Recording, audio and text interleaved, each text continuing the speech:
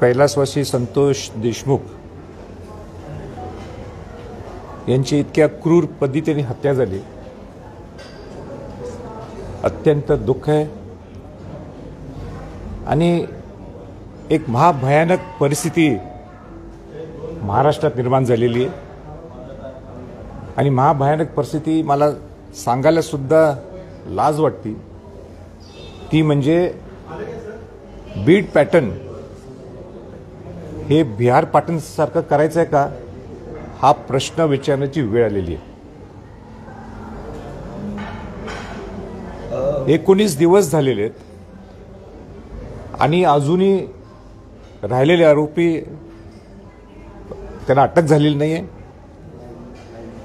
त्यांचा मोरख्या वाल्मिक कराड हा कुठं पळालाय, ह्याला अजून का पकडलं गेलं नाहीये। नुसता मोकाल लावतो म्हटलं विधान भवनाच्या पटलावर, असं चालणार नाही। आणि ह्या मोरक्याला, वाल्मिक कराड या मोरक्याला संरक्षण देणारे इथले मंत्री, ह्यांची अजून मंत्रिमंडळातून हक्कलपट्टी का झाली नाही, त्यांनी राजीनामा का दिला नाही, हा आमचा प्रश्न आहे। माझा म्हणण्याचे मी महाराष्ट्रात पहिला होतो की मंत्रिपद शपथ घ्यायच्या अगोदर मी त्यांना सांगितलं होतं की ह्या केसला जर न्याय द्यायचा असेल तोपर्यंत तुम्ही ज्या वाल्मिक कराडचे जे आश्रयदाते आहेत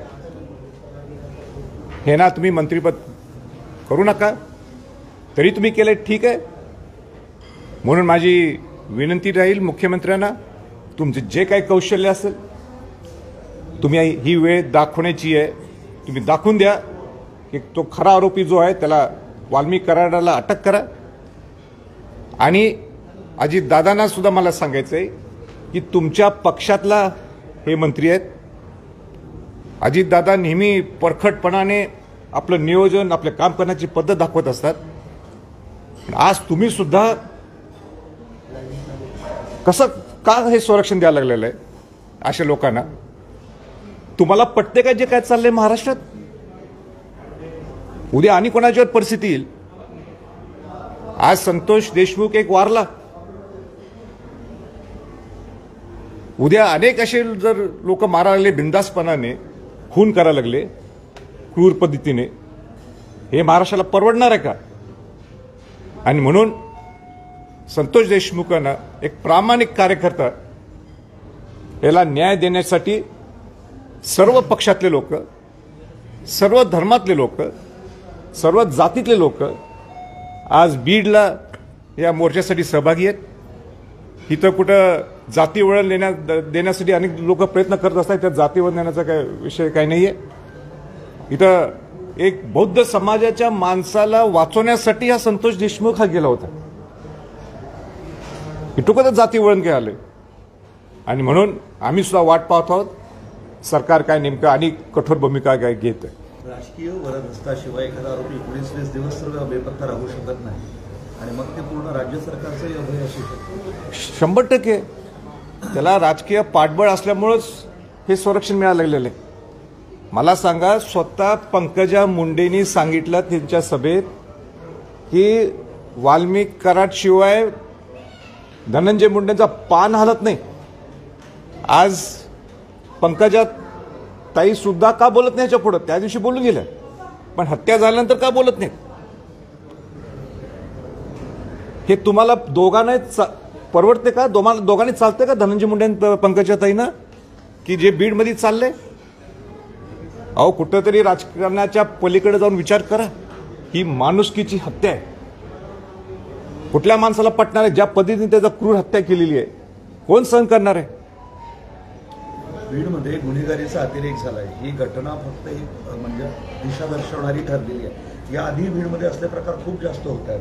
नाही, मग खरंच आहे, मी सुद्धा एकदम राज्यात सगळ्यात जास्त परवाने एक छोटा जिल्हा मी सुद्धा थकीत झालो जे रिपोर्ट आलाय की 1200 रिव्हॉल्व्हरचे काय पिस्तलचे परवानगी इथं आहेत। स्वतः धनंजय मुंडे बंदूक घेऊन असे हवेत फायर करताना किंवा असं हातात धरताना ते फोटो आहे, फोटो काढूच कशी शकतात? हा मेसेज काय द्यायला लागले तुम्ही तुमच्या जनतेला की इथं आम्ही ही आमची पिस्तूल म्हणजे आमची दहशत आहे, इथं आम्ही दहशतीवर राजकारण करणार? या पुरोगामी महाराष्ट्रात ह्या सगळ्या गोष्टी खपून घ्यायच्या का आपण? आता नाही चालणार आणि त्यासाठीच आमचा बीडकडं माझा दौरा आहे. मुंडेंचा राजीनामा घ्यायलाच हवा. द्यायलाच पाहिजे त्यांनी. मी आज नाही मागत, मी पहिल्या दिवशी त्यांना मंत्रिपद देऊ नका हे मी सांगणार मी पहिलं आहे. का मी त्या लोकांच्या जनतेच्या भावना पाहिल्या होत्या. मी जे संतोष देशमुख यांच्या घरी गेलो होतो भेटायला ते 23 दिवसानंतर आरोग्य पकडणार नाही, हे राज्य सरकारचं अपयश आहे का, गृहमंत्र्यांचं अपयश? अपयश हे अपयश आहे काय पुढे बोललेत काय केलं तू त्याच्यावर नुसतं एका शब्दावर पकडण्यापेक्षा ही सरकारची जबाबदारी आहे. ही सरकारची जबाबदारी आहे. तुम्ही SIT नेमा काय SIT नेमा, तुम्ही SIT नेमाला पुढं काय मुवमेंट झाली आहे? कुठे आहे ते सगळे आरोपी? तुम्ही या आरोपीने साधं पकडू शकत नाही. कुठे आहे तो म्होरक्या? आणि या म्होरक्याचा जो बाप आहे त्याला माहित नाही तो कुठल्या अड्ड्यावर बसलेले ते. म्हणजे सामान्य जनतेतला माणूस सांगेल की धनंजय मुंडेंना माहीत नाही, म्हणजे कुठं ठेवलेत माहीत आहे, सगळं माहिती आहे. राजे, जाणीवपूर्वक राजकारण केलं जाते असं देखील काही नेत्यांनी आरोप केला. अंजली दमानी या सगळ्या आलेल्या होत्या, त्या सुद्धा बीडमध्ये आज मोर्चामध्ये सहभागी होत आहेत. त्यांनी सुद्धा आरोप केलाय की सगळे राजकीय नेते सारखेच आहेत. काही जणांच्या फार्म हाऊसवर सुद्धा काय होतं ही चौकशी करावी, कारण बीडमध्ये जे आहे राजकीय नेत्यांवर म्हणजे सुरेश धसांवर सुद्धा आरोप केले काही. नाही, आता नेमका त्या काय बोलल्या मला कल्पना नाही आहे. आपण फोकस सोडायला नको. आपला फोकस हे संतोष देशमुख यांच्या केसवर असणं गरजेचं आहे.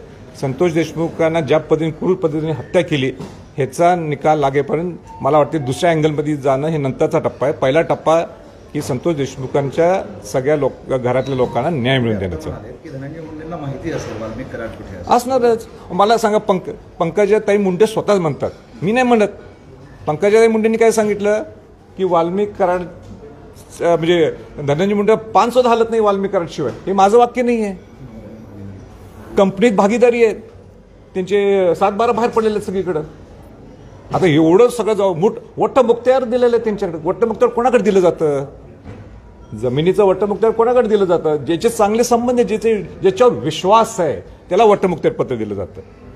आज वट्टमुक्त्यावर तुमचं आहे ना दिलं, कुठे बघतो तुम्हाला माहित नाही? अरे काय आहे, असं होऊ शकतं केवळ. अंजली दमानी म्हणतात की संतोष देशमुख प्रकरणातले जे 3 फरार आरोपी त्यांची हत्या झाल्याचा आरोप दावा त्यांनी केला. फोन आला होता त्यांना? नाही, मला सुद्धा आज सकाळी ते कानावर आलं.